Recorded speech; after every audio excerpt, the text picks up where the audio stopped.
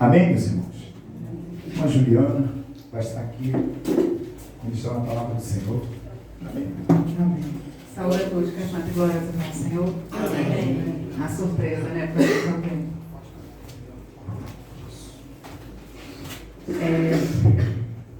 O pastor, ele sentiu no coração de fazer uma série de mensagens sobre os milagres de Jesus.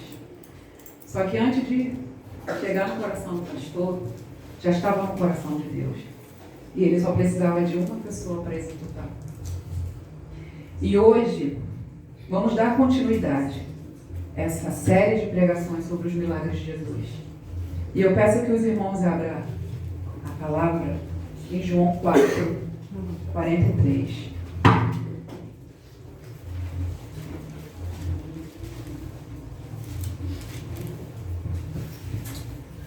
Amém? Aleluia.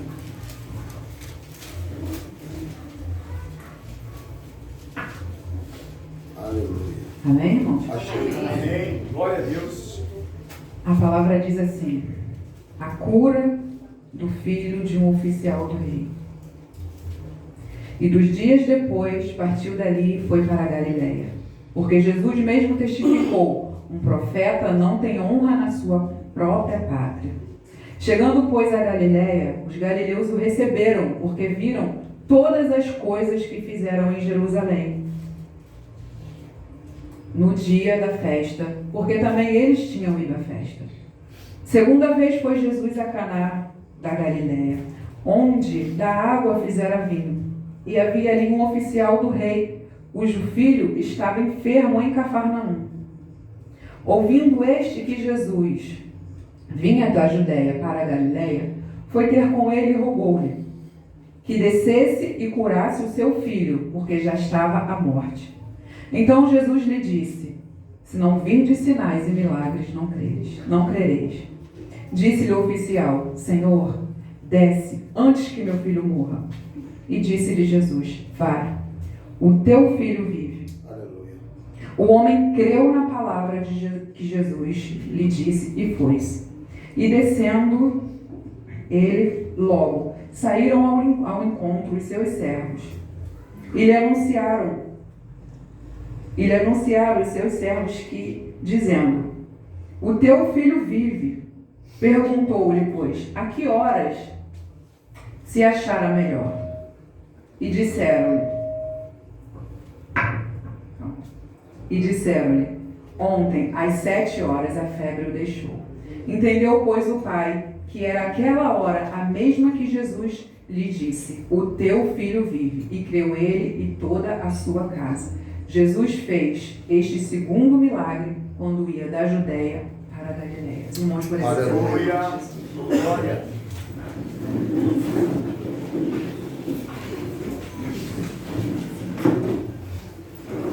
Eu confesso que quando o pastor ele chegou a mim e falou assim: eu quero falar com você. Eu falei: meu Deus, o que eu fiz? Será que eu fiz alguma coisa? Ele vai me dar uns poucos, vai falar alguma coisa comigo? E nesse dia eu estava muito quebrada, eu estava muito arrasada. E o pastor chegou no término do culto e falou assim: eu estou fazendo uma série de palavras, pregações e tal, eu gostaria que você pegasse uma. Colocou, sorteou ali, e eu peguei. No meu coração, de verdade, vou ser sincera para vocês, na hora que ele falou, eu ouvi assim: você não é capaz, você não consegue. Só que eu falei: está repreendido. E peguei aquele papel, eu falei assim: tomara que seja aquela mulher adúltera do poço de Jacó, porque eu conheço aquela mulher, um dia eu fui uma mulher igual a ela. Quando eu peguei essa palavra, eu falei: Jesus, o que é isso, Senhor? E ficou. Passou o mês da família, passou tantas coisas, e aprove o Senhor hoje, porque na agenda de Deus estava escrito que eu e você estaremos aqui hoje. Aleluia. Domingo passado ele pregou sobre um vaso, sobre barro. E quando ele começou a pregar, eu falei: Senhor, essa palavra o Senhor está falando no meu coração. Porque eu falei assim: eu não sou capaz. Realmente eu não sou, não tenho capacidade nenhuma, mas é o Senhor que capacita. O Senhor pega aquele mais improvável e capacita. Foi o que ele fez comigo. E o pastor pregando sobre aquela palavra de barro, que ele quebrava o barro, que ele faz assim, falando que tinha vários barros. E eu falei, sempre questionei, Senhor, para que eu sirvo? Eu sirvo para quê na sua casa? O que eu sou? O que eu faço de bom na sua casa, Deus? Hoje eu não falo mais isso. Não questiono mais a Deus. Deixo Ele fazer o que Ele quer. E naquela hora o Senhor falou assim, você era barro no meio da lama. Eu te tirei do barro, mas eu não te autorizo voltar para a lama. Tirei da lama, mas eu não te autorizo voltar para a lama. Eu só te autorizo voltar para a lama se tu for resgatar outro barro. Eu não sei se essa palavra vai servir só para mim, ou tem gente aqui também que precisa ouvir. O Senhor só te autoriza ir lá na lama se você for buscar outro barro para a presença dele. E quando ele começou a falar sobre isso, eu saí daqui, eu falei assim, Senhor, o Senhor vai me capacitar. O Senhor vai me dar graça, o Senhor vai me sustentar, porque realmente de mim eu não posso nada.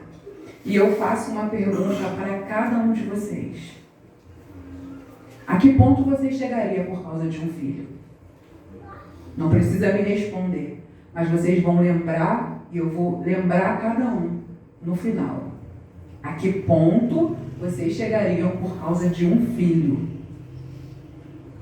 Para a gente entender melhor como que foi essa cura, como se deu essa cura, a gente volta um pouquinho na história. Que ela diz assim, ó, Jesus estava vindo de Samaria, onde ele passou 2 dias, conheceu a mulher lá no poço, conversou com a mulher. Depois disso ele ficou com o povo daquela cidade, pregou, testemunhou. Ele falou do reino de Deus e aquele povo se converteu, aquele povo adorou. Saindo dali, o Senhor voltou para a cidade dele, para Nazaré, onde ele disse que profeta na sua pátria ele não tem honra. Aí eu te pergunto, por que o Senhor fala isso? Porque às vezes a gente vê uma pessoa que mora perto ou está no mesmo convívio que a gente, mas aquela pessoa saiu daquele ambiente, ela foi para outro, cresceu. Ela não cresceu só como pessoa, não só financeiramente, mas cresceu como ser humano, virou uma pessoa melhor. E a gente continua na mesmice. A gente continua naquele mesmo confortozinho, naquela mesma vidinha. E quando a gente vê uma pessoa evoluindo, isso incomoda. Também é porque a gente está tão acostumado com o sagrado que a gente não dá mais valor. A gente vem para a igreja, a gente está na presença de Deus, está na casa de Deus, que é na presença, a gente está acostumado na casa de Deus. Você tem para onde ir no domingo? Não vou para a igreja, vou cumprir um protocolo. Aí Jesus fala, profeta de casa não tem honra. O Senhor poderia ter feito muitas coisas naquela cidade, mas não fez por quê? Por causa da incredulidade do coração daquele povo. Aquele povo poderia ser liberto, curado, sarado, restaurado. Poderia ter feito muitas coisas. O Senhor poderia ter feito na vida de cada um. Mas a incredulidade, o costume de ver, mas ele não é filho de Maria, de José, ele não é carpinteiro? Por estar vendo ele ali, não deram crédito quem ele era realmente. E nós somos assim. Nós nos acostumamos de estar na presença, de estar na casa, né, de Deus, de ir fazer alguma coisa que acaba até sendo automático. E o Senhor continuou, porque o ministério de Deus, de Jesus, ele era andando. Se expulsava ele da sinagoga, ele pregava na praia. Se ele saía da praia, ele pregava no monte. Se saía do monte, ele não tinha isso. Para ele não tinha problema nenhum. Ele pregava onde tinha gente, onde tinha almas. E nós hoje ficamos presos a uma igreja, ficamos presos a um culto, sabendo que o Senhor chamou a cada um de nós ao arrependimento, a ide pregar o evangelho a toda criatura. Cada um de nós temos um chamado, primeiramente a se arrepender, e depois é você pregar Ele não falou que você ia ser um pastor, evangelista, um missionário, não. Ele falou, vai e fala do meu nome. Prega do meu nome. E foi andando. E chegando na Galileia, como a palavra diz aqui no 45, os galileus o receberam, porque viram todas as coisas que fizeram em Jerusalém. Os galileus conheciam o Senhor, porque sabia que ele já tinha feito vários milagres. Você lembra do Egito? Tudo que Deus fez lá no Egito, você lembra de Raabe? A notícia ela corre assim. Não precisava ter internet, não precisava ter Facebook, WhatsApp, Instagram, não precisava de nada, era só boca a boca. Quanto mais Jesus falava assim, não faz, não fala, aí que as pessoas falavam. Raabe estava lá no prostíbulo, lá em Jericó, e as coisas estavam acontecendo lá no Egito, mas vinha aqueles cacheiros viajantes, entrava no prostíbulo de Raabe. Olha, você sabia o que está acontecendo? Tu viu a nova que Deus fez lá no Egito? Olha, Deus mandou uma praga assim, Deus fez isso, Deus fez aquilo. E a notícia corria, a mesma coisa aqui. Eles não só viam, mas eles ouviam todas as coisas que Jesus fazia, todos os milagres que Jesus fazia. E era notório. Pensa hoje você, conhece um homem, ele está lá sentado no tanque, 38 anos. De repente, no outro dia, tu passa daquele homem andando. Como assim? Rapaz, tu estava ontem no tanque, quem te tirou daí? Não, eu quero saber quem fez você levantar. Como que ele vai fazer? Não foi um milagre, foi Jesus. Isso não tem como esconder. Todos os feitos de Jesus não tem como esconder. E era isso que ele fazia. Independente de falar, não fala nada. Mas não tem como você esconder, como a palavra fala, não tem como pegar uma candeia e botar lá debaixo da mesa. Eu não tenho como chegar no meu terraço, olhar para Petrópolis e ver ele todo apagado. Por quê? Ele está lá no alto, ele está aceso, não tem como. Os milagres de Jesus não tem como, ele não tinha como esconder. E Jesus falando que ele queria salvar, ele queria libertar, mas o povo, pela incredulidade, ele não permitia. Quando ele chega desse povo da Galileia, era como nós. Eles eram, como que eu vou te dizer? Eles gostavam de Jesus pelos seus feitos. Hoje, vamos na igreja, gostamos do louvor, gostamos das pessoas, gostamos do ambiente. Gostamos até da palavra, desde o momento que ela não venha confrontar nem expor o meu pecado. Se ela vier expor o meu pecado aí, já não presta para mim. Já não serve. Aí a pessoa continua sendo o quê? Visitante. A pessoa não quer ter um compromisso com Deus. A pessoa quer chegar na casa de Deus, eu vou lá pelo louvor. Já escutei isso, não sei vocês. Eu vou lá pelo louvor, eu vou lá, é maravilhoso, o ambiente é top. Aquela luzinha bem romântica, aquela bateria, aquele teclado, Olha, eu tenho algo para te falar. O Senhor, Ele não te quer pela metade, Ele quer você por inteiro. Ele não te quer aqui como visitante, Ele quer você como filho dEle. Ele quer você na casa dEle, tendo compromisso com Ele e com as coisas dEle. Amém? E vamos entender um pouco mais. Quem eram os galileus? Não é aquele Galileu que o Fernandinho canta, Galileu, Jesus. Não.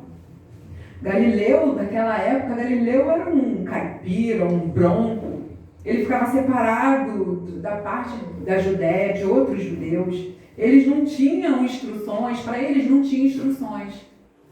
E a Galileia era um lugar diferente dos outros lugares. A Galileia não era aquela terra rochosa, não era uma terra árida, pelo contrário, era uma terra que chovia, era uma terra que tinha pântanos, era uma terra que eles plantavam, que eles colhiam, que eles faziam vinho, que eles faziam azeite. Era uma terra boa, só que o povo daquela terra era um povo recriminado. Era um povo que não tinha valor porque era galileu. Você lembra de Natanael que fala assim, por acaso de Nazaré pode vir alguma coisa boa? Nazaré ela é situada na Baixa Galileia. Aí Filipe fala assim, vem ver se tem alguma coisa boa lá em Nazaré. Por quê? As cidades eram muito pequenas e, bem dizer, era uma dentro da outra. Então, Jesus era tido como, era o Galileu. O Galileu, aquele homem que anda com um monte de mendigo, um monte de pecador, que come na casa de publicano, que conversa com todo mundo. Que é esse que veio salvar o mundo, que veio fazer e acontecer? Se ele só vive com a mesma coisa da gente sair daqui e chegar ali na praça, eu não sei como que é a praça aqui de Magé, mas a praça de Piabetá, eu chego ali perto do correio, sento ali com todo mundo, começo a conversar e quem me vê vai falar, o que você está fazendo aí? Seu ambiente não é aí. Seu lugar não é aí. O que você está fazendo aí? Só que a palavra fala que o Senhor, ele não veio para os sãos. Ele veio para os doentes. O Senhor, ele não veio para aquelas pessoas que se acham muita coisa. Não, o Senhor veio para aquelas pessoas pequenas. Aquelas pessoas que precisam realmente dele. Eu costumo dizer na minha casa que ajuda não é para quem precisa, é para quem quer. Porque se você for prestar atenção, tem muita gente precisando, mas poucos querem ajuda. E quando o Senhor, ele achava alguém que realmente queria ser ajudado, queria ser liberto, queria ser salvo, ele ia lá e fazia. Aleluia, Jesus. Jesus vai a segunda vez a Caná da Galileia, onde o seu primeiro milagre foi a pedido da mãe dele, que ele transformou água em vinho. A mãe dele estava lá, e todo mundo sabe da história, que o vinho acabou e a mãe dele foi lá e pediu. E ele fez, transformou a água em vinho e o vinho foi melhor do que todos os outros que já tinham bebido. Mas como eu falei, a notícia se espalhou. A notícia foi correndo rápido, igual pólvora. Você bota fogo aqui e já vai lá na frente. A notícia se espalhou por toda a Galileia e todo mundo teve o conhecimento da notícia. Até chegar aos ouvidos do oficial do rei. Lá em Cafarnaum, pensa. Gente, e não era perto. Hoje a gente ainda tem um carro, tem uma moto, tem uma bicicleta, mas antes ou era de cavalo, de camelo, a pé.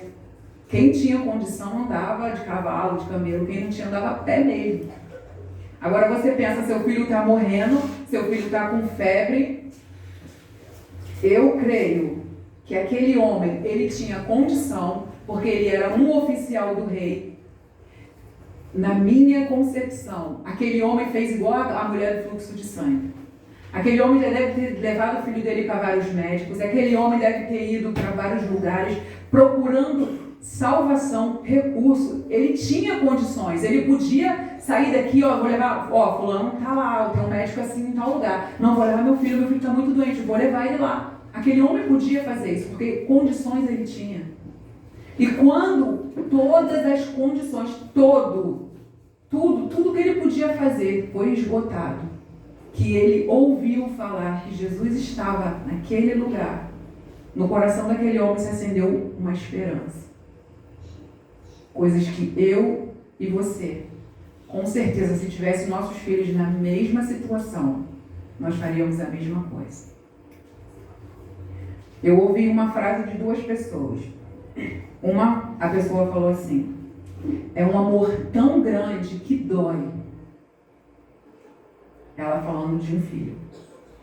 Realmente, quando a gente espera por um filho, quando a gente sonha por aquele filho, que a gente sente o coração, independente de pai e mãe, a gente tem uma promessa: olha, você vai ter um filho.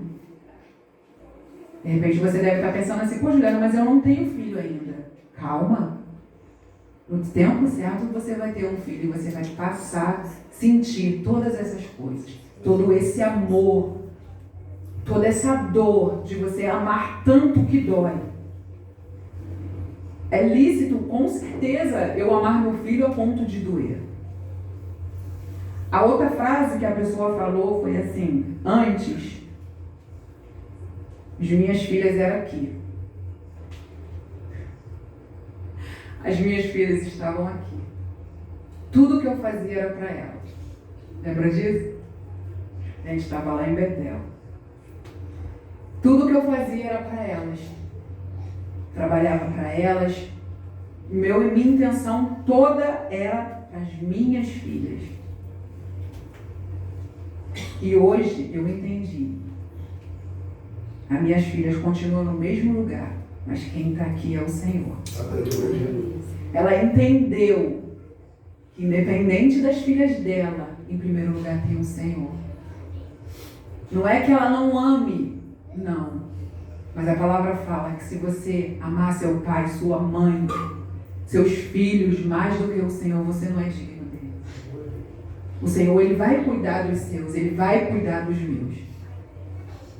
Mas eu tenho que colocar Ele em primeiro lugar na minha vida. E eu me peguei ouvindo essas duas frases. Estava aqui na vigília, um belo dia com meu filho, Miguel. E ele falou para mim assim: mãe, chega, eu não quero mais viver essa vida, eu quero voltar para Jesus, eu quero me reconciliar com Deus. Rapaz, pensando na alegria que me deu, se eu pudesse sair gritando na igreja, de portão até aqui, eu fazia. Eu me contive naquele dia. E naquela vigília, quase perto do término, ele chegou, falou com o pastor perguntou se alguém te obrigou, e ele falou que não. E eu saí daqui radiante, só voltei a gritar: falta dois, porque lá em casa é 5, minha filha está lá em Caxias, ela está na igreja lá com minha família, meus parentes.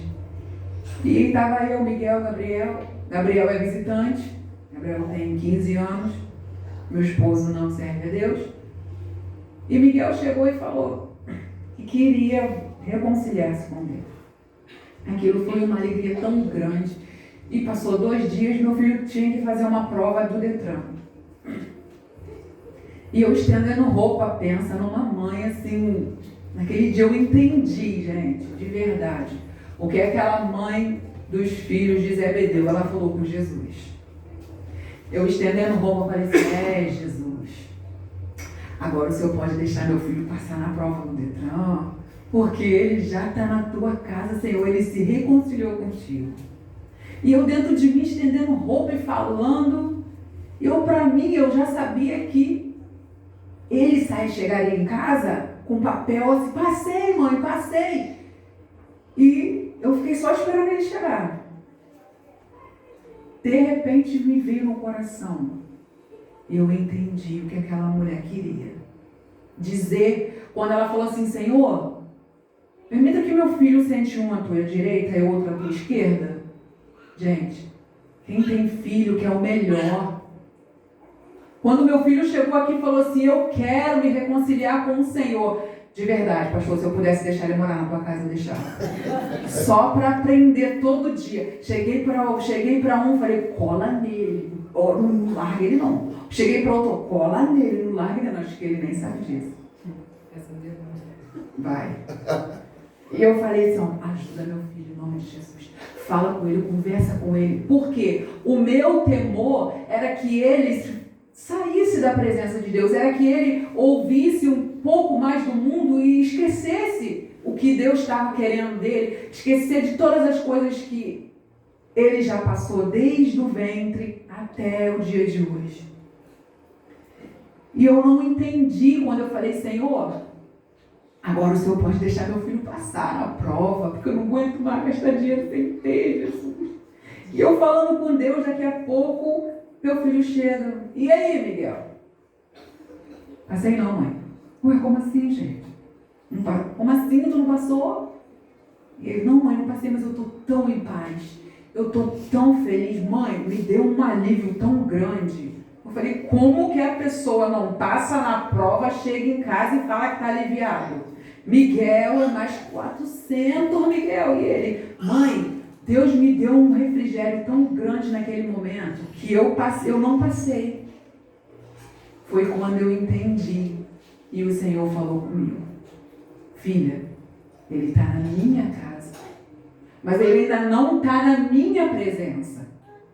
Ele pode estar na minha casa, mas ainda falta muito para ele chegar onde eu quero. Então eu não posso sair abençoando, abrindo as portas, fazendo e acontecendo. Porque senão eu vou perder. Gente, pensa num balde d'água que eu falei, tá bom, Jesus, tá bom, já entendi tudo. Já entendi tudo, Deus. Eu não vou falar mais nada. E naquele momento que o Senhor foi falando comigo e eu fui entendendo, e quando eu peguei essa passagem para trazer, e eu ouvi, você não é capaz. Como eu falei, realmente eu não sou. Mas quem capacita um homem é o Espírito Santo de Deus. Hoje você pode estar achando estranho. Cada um tem um jeito, cada um tem uma essência. O pastor, ele prega de um jeito, Jorge, ele prega de outro, Fernando, ele prega de outro. Mas quem está aqui, quem tem que aparecer é a palavra. Quem tem que estar em evidência não sou eu sou só uma boca para falar aquilo que o Senhor colocou no meu coração. Eu não sou nada. Nós não somos nada sem a presença de Deus.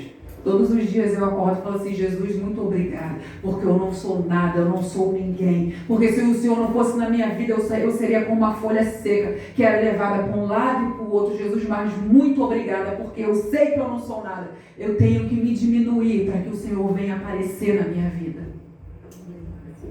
E eu sei, e eu agradeço ao Senhor. Muito obrigada, Deus, por fôlego de vida. Às vezes eu acordo assim, estou viva. Muito obrigada, Deus. Gente, isso nos mostra que a enfermidade vem para todo mundo. Que a doença vem para todo mundo. Que ela não escolhe raça, ela não escolhe condição social, ela não escolhe cor, ela não escolhe idade, ela não escolhe dinheiro. Ela vem para todo mundo. Desde a tenra idade, bebê, recém-nascido, até aquele ancião de dias, a morte vem para todos. E esse homem, ele tinha condições, esse homem, ele tinha patente, ele era nobre, esse homem, ele era oficial do rei Herodes. Lembra do rei Herodes, aquele que mandou cortar a cabeça de João Batista? É esse. Você lembra de Jesus falando de Herodes, que era uma raposa? É esse Herodes. Pensa se Herodes descobrisse que esse homem foi ter com Jesus para salvar a vida desse filho. O que aconteceria com esse homem? Gente, esse pai, de todas as maravilhas, ele sabia, ele via ou ele ouviu de todas as maravilhas que Jesus já tinha feito. Que realmente só ele podia ajudar. Que não existia mais nada, nem ninguém que podia ajudar aquela criança que ele tinha. E hoje não é diferente. Eu não sei como você chegou aqui. Eu não sei o motivo que te trouxe aqui. Mas eu aprendi uma coisa.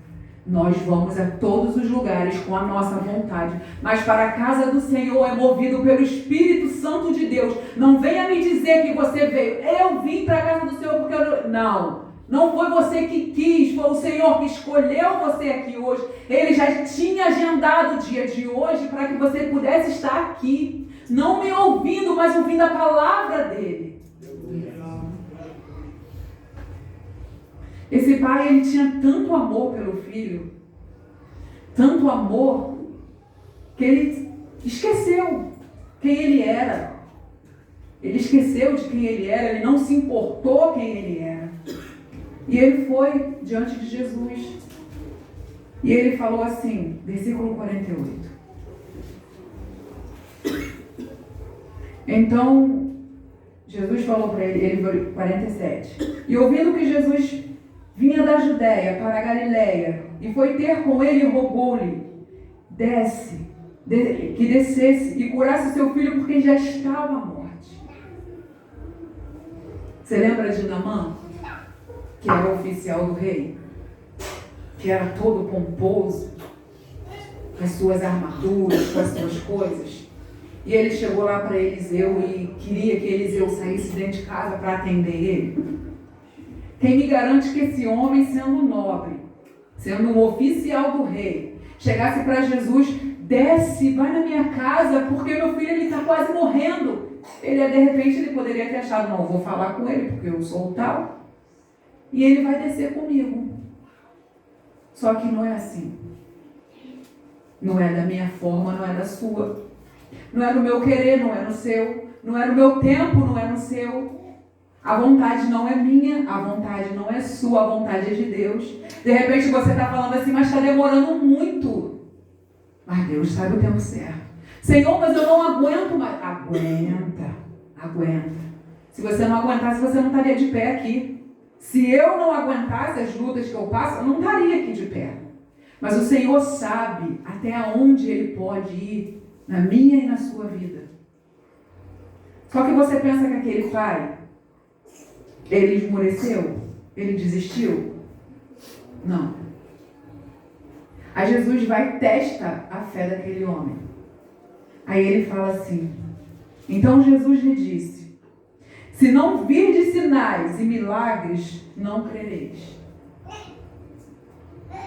Jesus ele não estava falando somente com aquele oficial. Jesus ele estava falando com aquele povo inteiro. Porque se você for lá buscando a história antes, Mateus, Marcos, Lucas, o que os judeus pediam? Senhor, me dá um sinal. Me dá um sinal, Senhor, que eu vou crer que o Senhor é o Filho de Deus e vou crer nos profetas que anunciaram que o Senhor vinha, que era o Filho de Deus. Me dá um sinal. Jesus fala isso com aquele oficial. Só que se a gente recordar um pouquinho, Jesus estava vindo lá de Samaria. Jesus fez sinal em Samaria? Não fez. Jesus sentou no poço, conversou com aquela mulher. O que eu acho mais lindo daquele diálogo é que Jesus chegou com sede, aquela mulher chegou para beber e pegar água. Jesus conversou com ela, saiu a mulher sem pegar água e Jesus não bebeu a água. E todo mundo foi saciado. Saiu dali, a mulher correu, anunciou a Jesus na cidade, o povo foi atrás de Jesus, Jesus pregou, Jesus falou, testificou, testemunhou, pregou sobre arrependimento e ele não fez um sinal naquela cidade.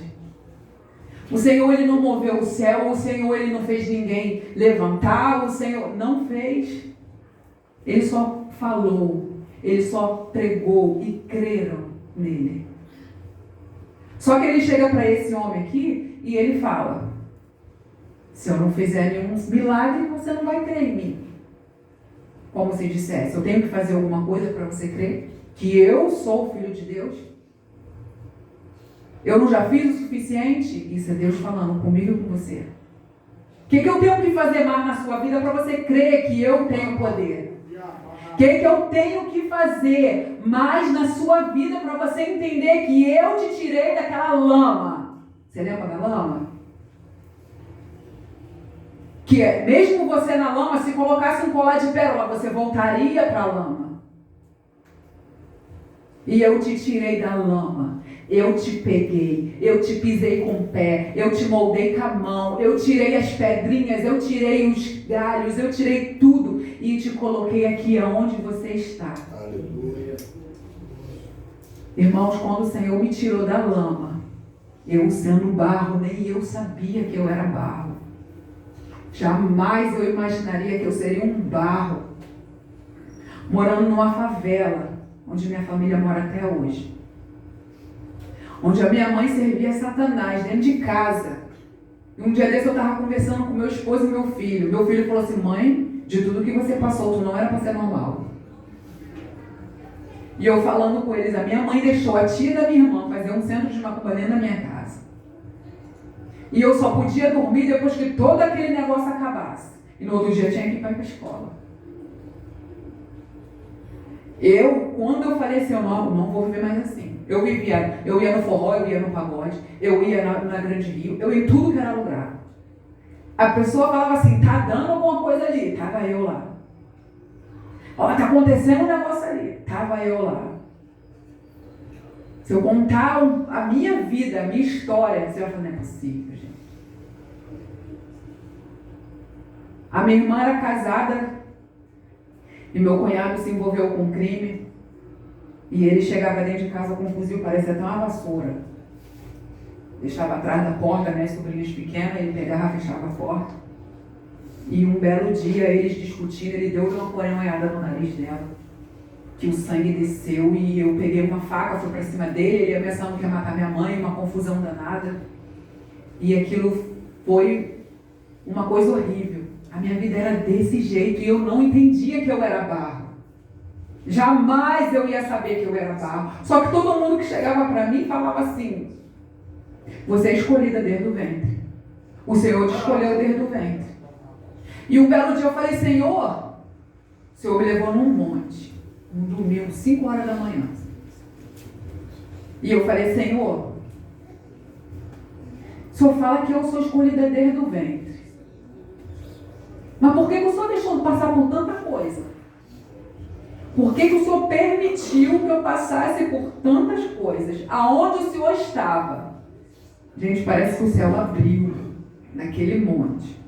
E na mesma hora eu ouvi assim: e você acha que você estaria aqui se eu não estivesse com você? Você acha que você estaria viva se eu não estivesse com você? Quem lembra aqui daquela poesia, Pegadas na Areia? É muito antiga.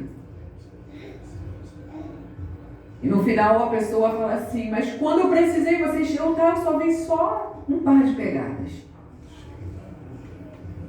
E Jesus vai e fala assim: aquele par de pegadas não era seu, era meu. Porque em todo o tempo que você precisou, eu te carreguei no colo. E o Senhor falou comigo: você acha que você estaria aqui se eu não estivesse com você? E eu, na mesma hora, fiquei calado. Só que, infelizmente, nós temos um defeito de só crer e se ver. Você lembra de Tomé? Eu só vou acreditar se eu ver a mão dele furada. Aí Jesus fala para aquele pai: se eu não fizer milagres, você não vai crer em mim. Mas aquele homem não desistiu. Aquele homem não quer dizer que ele não tinha fé. Se ele não tivesse fé, ele não ia correr atrás de Jesus, ele não ia se humilhar, ele não ia pedir para Jesus curar o filho dele. Vai lá, Senhor, na minha casa, vamos comigo, para que você cure meu filho. Ele não ia fazer isso. Ele tinha fé, nem que seja pouca. Eu tenho algo para te dizer: o Senhor não precisa de muito para fazer milagre. O Senhor só precisa do pouquinho que você tem, e o resto deixa com Ele. Você lembra dos peixes? Você lembra da viúva? Não era muito que eles tinham. Era pouco. Mas o Senhor, Ele fez muito. O Senhor, mesmo com nossa pequena fé, como Ele fala aqui, se a gente tivesse uma fé igual o grão de mostarda. A gente não tem fé igual ao grão de mostarda. Às vezes a nossa fé é menor do que um grão de mostarda. Mas mesmo assim, com a nossa pequena fé, o Senhor, Ele ainda faz coisas grandes. Porque Ele não precisa de muito. Ele só precisa de o suficiente. Eu gosto muito daquela passagem de Marcos, que o Senhor está descendo de um monte e um pai fala assim: Senhor, meu filho está endemoniado, o demônio vai, joga ele na água, joga ele no fogo, joga ele, faz isso, faz aquilo. E eles estavam discutindo, os fariseus com os seus discípulos, porque os seus discípulos não têm como expulsar os demônios e tal. E Jesus pergunta para aquele pai assim: você crê? Você tem fé? E aquele pai, ele fala assim: eu tenho, Senhor, eu creio. Mas ajuda a minha incredulidade, Deus. Ele quis dizer assim: Senhor, eu tenho pouca fé, pouca.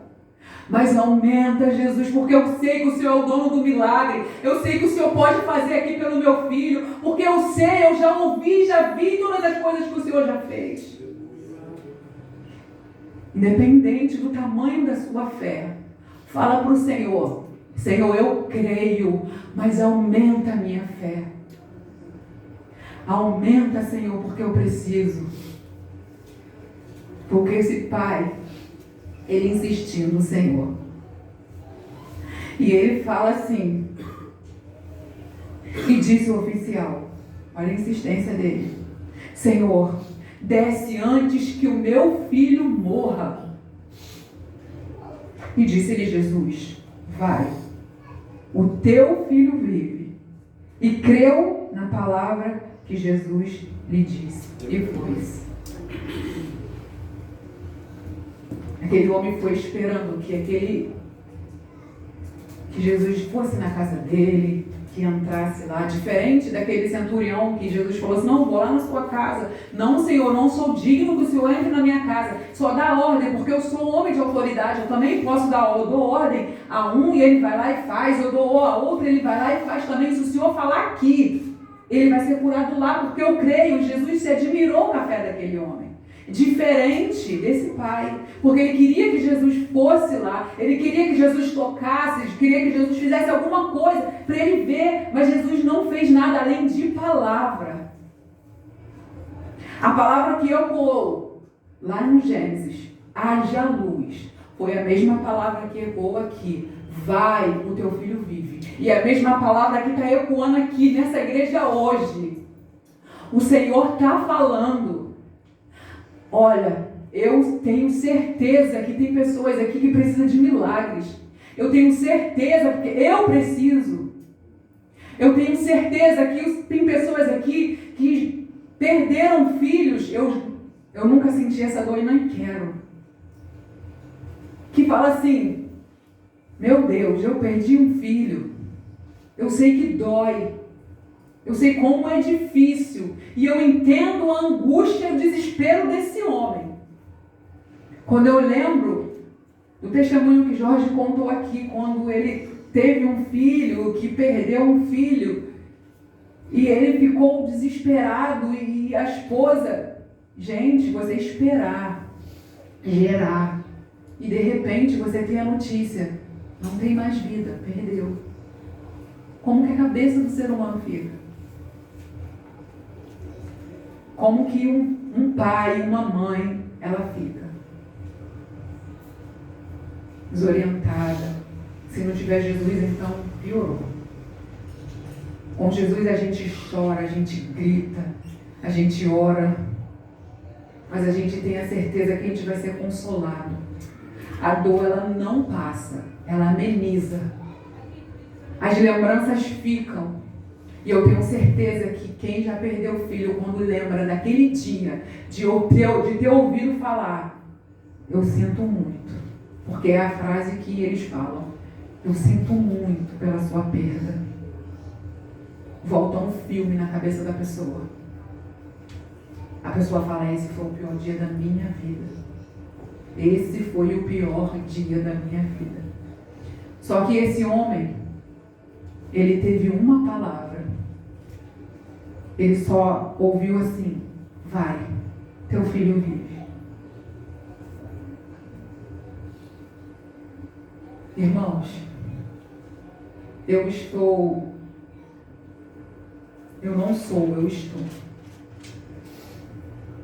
numa posição de falar mais bonito, né? Personal trainer.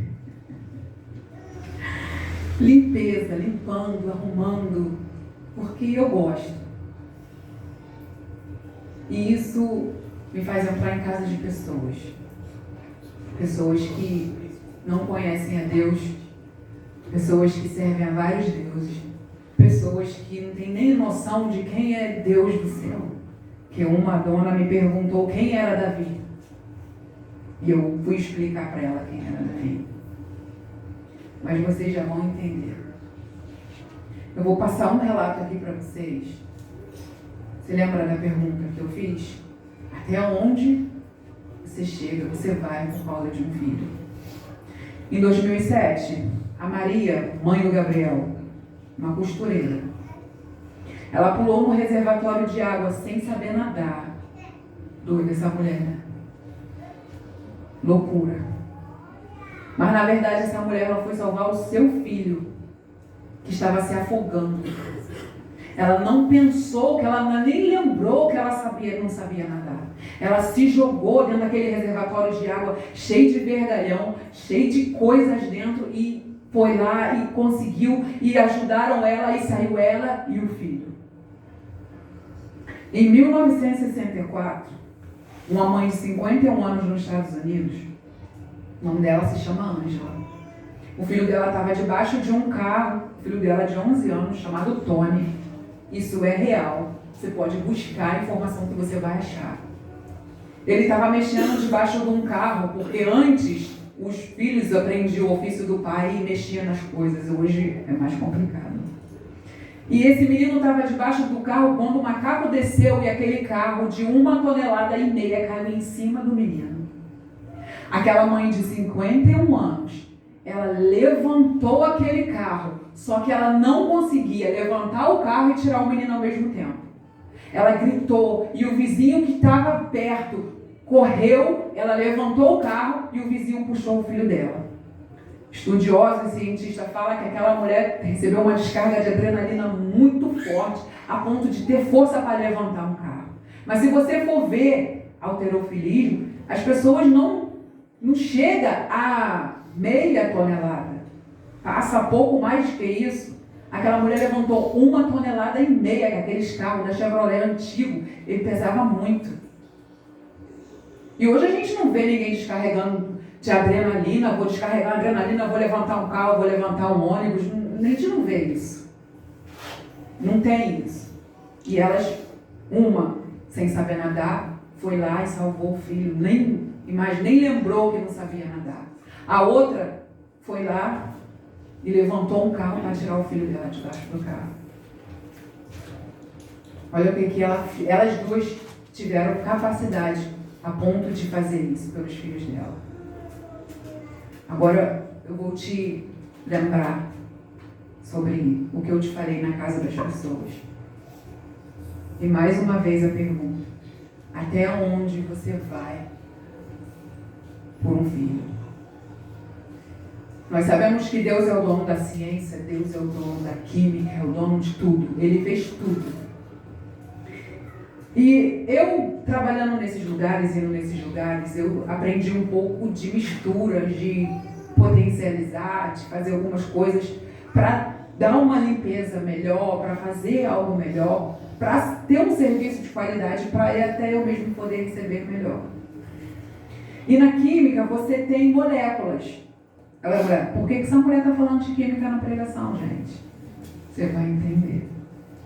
Para você formar uma molécula, você tem que colocar átomos dentro. Existe limite de átomos para você formar uma molécula, senão ela vai entrar em colapso. Ela vai explodir.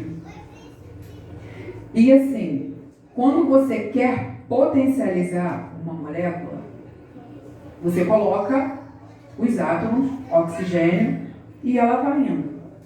E se você sabe, eu vou te dar uma base. Sabemos que existe hipoclorito, é melhor do que o cloro, que é o hipoclorito que faz o cloro. Sabemos que tem o cloreto, sabemos que tem o clorato, perclorato, permanganato, peróxido. Quer dizer, todos esses níveis aí, é um nível de átomo, oxigênio, é um nível comum que você compra em mercado, para fazer uma limpeza. Mas se você quiser chegar a um nível maior, na química você usa a sigla PER. PER.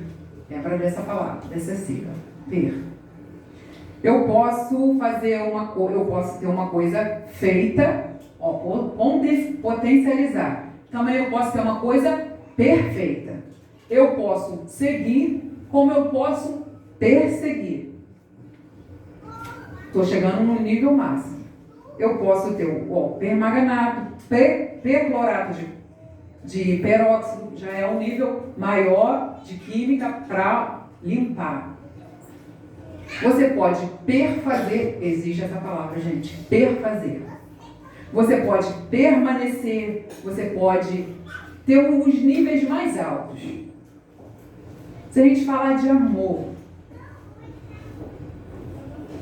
o oposto do amor falam que é a indiferença? Não. O amor, o oposto do amor é o egoísmo. O egoísmo você recebe. O amor você doa. Então, se você quer doar em grau máximo, você faz o quê? Perdoa. Eu estou doando num grau máximo. Eu dei e agora eu perdoei. Em Gálatas 1:4, se você for rápido de endereço, está escrito assim: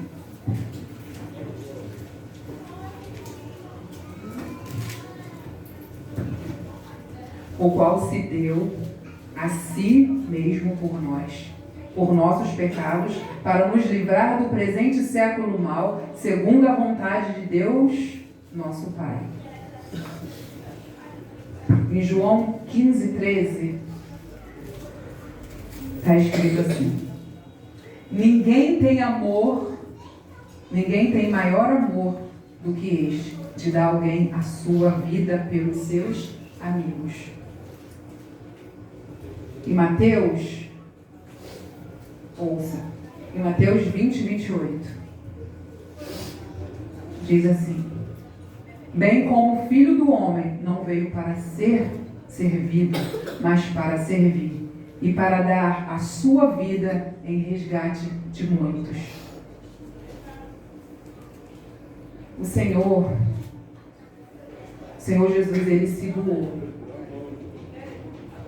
por mim e por você na cruz. E Ele potencializou essa doação. Ele, além de se doar, Ele nos perdoou e continua nos perdoando a cada dia. Se hoje está um pouco difícil, se hoje está um pouco complicado ou muito complicado, não é culpa de Deus. A humanidade escolheu se afastar de Deus e buscar a sua própria vontade. Quando você se afasta daquele que te criou, quando você se afasta daquele que te formou para que você fosse adorador, para que você fosse simplesmente um instrumento de adoração, aonde você vai parar? Você lembra aqui, ó, vamos voltar lá na palavra.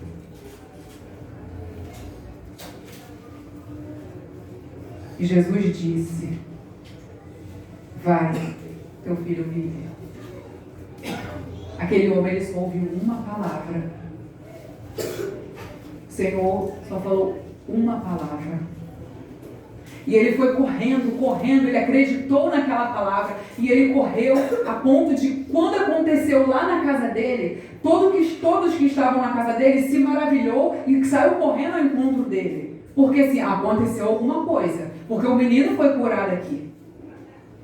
Gente, quando fala de febre, eu lembro de Fernando pregando sobre a sogra de Pedro. E sabemos que febre é uma enfermidade, é algo que o nosso corpo fala que está alguma coisa errada. Como eu falei, o lugar não era um lugar seco, era um lugar tropical, um lugar pantanoso, que tinha insetos, e não tinha médicos, não tinha recurso que tem hoje, assim, de você chegar lá, fazer um exame de sangue, ter um raio-x, fazer uma tomografia. Não tinha. Pessoas morriam, há muitos tempos atrás, pessoas morriam com febre e não sabiam o motivo daquela febre. Só que aquele homem, ele recebeu uma palavra e ele correu e ele quis saber que horas que aconteceu isso. E aqueles servos daquele homem falou: foi às 7. E ele entendeu que foi a mesma hora que o Senhor falou: vai, o teu filho vive. Só que além disso, o que mais eu fico mais impactada é que fala assim: e creu ele e toda a sua casa. Precisa às vezes de alguma coisa acontecer na nossa vida para a gente crer.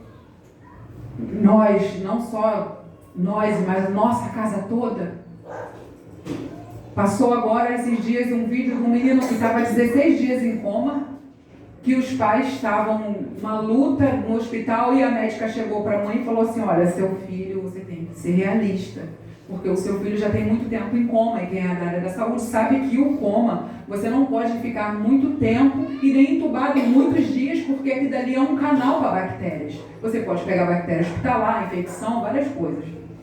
E aquela mulher, mãe daquela criança, virou e falou assim: não, eu creio no Deus que eu sirvo, E a médica virou para ela e falou assim: é muito bonita a sua fé, mas você tem que ver a realidade, seu filho já tem muito tempo aqui. E essa mulher foi dar uma entrevista no Jornal da Manhã da Globo e chegou e falou a mesma coisa. A médica falou isso e isso comigo e eu falei: eu creio no Deus que eu sigo e eu sei que Ele vai fazer pelo meu filho. A mulher, a mãe da criança foi embora, trocar de roupa, fazer alguma coisa. De repente o pai estava lá no hospital e a criança acorda. E a mãe recebeu aquele telefonema e a mãe falou que se ela pudesse se transportar para o hospital no estalar de dedo, ela fazia. Ela pegou uma moto, saiu correndo e chegou no hospital. Gente, pensa no desespero dessa mãe. Meu filho vive, meu filho vive. E aquela mulher, eu acho que todo mundo deve ter visto esse vídeo porque viralizou. E aquela mulher, ela ficou assim: eu sei que o meu filho vive. Eu sei que meu filho vive, Deus é fiel, e ela rendendo graças e louvores a Deus, ela dando honra a Deus, porque ela sabia que aquilo dali tinha sido um milagre. Imagine esse pai. E agora na casa dessa mulher, creu ela e toda a sua casa. Assim como esse pai, creu ele e toda a sua casa. O que você precisa que Deus faça na tua vida para que você venha crer nele? Para que a sua casa venha crer que Ele existe. O que eu preciso? O que mais mover Deus tem que fazer na minha vida? De todas as lembranças que Ele já tem me dado. De todas as coisas que às vezes eu estou assim e eu vejo: meu Deus, eu nem lembrava disso. Mas o Senhor traz a memória. É só uma palavra. Você precisa, é só de uma palavra. Ó Senhor, e estudando essa palavra, o Senhor me fez lembrar de um louvor. Que ele fala assim: se estou cansado, és meu repouso, faz tua luz brilhar na escuridão. Se estou perdido, és o caminho, tua voz me põe de pé. Corro para ti, corro para ti. Se estou cansado, és meu repouso, faz tua luz brilhar na escuridão. Se estou perdido, és o caminho, tua voz me põe de pé. Corro para ti, corro para ti, corro para ti. Sem medo eu corro para ti. Seu amor perfeito me tira o medo, das trevas me guia para a tua luz. E não há muralhas e não há demônios que fiquem de pé ao som da tua voz. Basta uma palavra e tudo muda. Basta uma palavra, os mortos voltam a viver. Basta uma palavra e Deus derrama a cura. Basta uma palavra. Basta uma palavra e tudo muda. Basta uma palavra, os mortos voltam a viver. Basta uma palavra e Deus derrama a cura. Basta uma palavra. Teu amor perfeito me tirou o medo, das trevas me guia para a tua luz. E não há muralhas e não há demônios que fiquem de pé ao som da tua voz.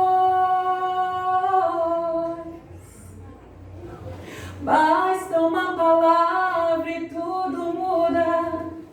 Basta uma palavra, os mortos voltam a viver. Basta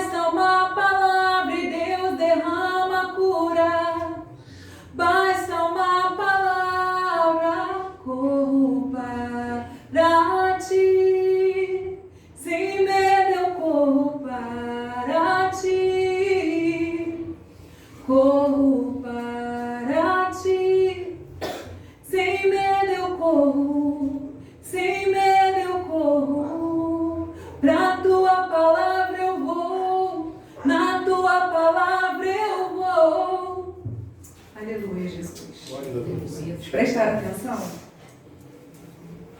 É Deus mesmo que capacita, porque eu de mim mesmo não faria isso. Basta só uma palavra. Deus derrama cura. Deus salva. Deus levanta mortos. Deus ele pega ossos secos e transforma em soldados.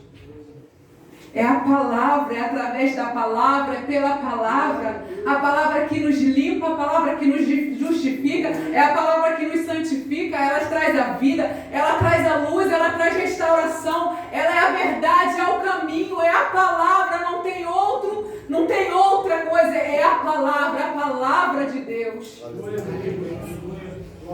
E eu agradeço por essa oportunidade em nome de Jesus. Glória a Deus.